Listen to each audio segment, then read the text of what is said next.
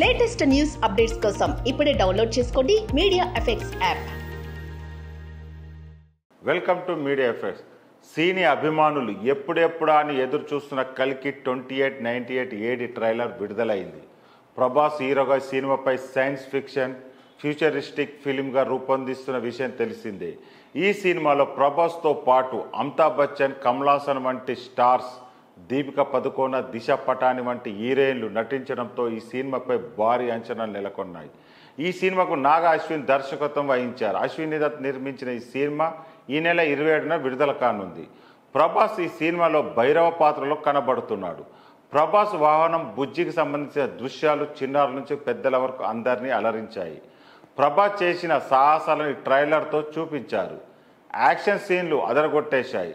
ట్రైలర్లో ప్రభాస్ కనబడిన తీరు గూస్ బాంబ్స్ తెప్పిస్తున్నాయి. థియేటర్లోని కల్కి ట్రైలర్ విడుదల చేశారు. థియేటర్ల వద్ద ప్రభాస్ అభిమానులు నానా హంగామా చేశారు. కాగా కల్కి సినిమాలోని సీన్లు, ఫోటోలు వంటివి ఎవ్వరూ షేర్ చేయకూడదని ఆ మూవీ టీం హెచ్చరించింది.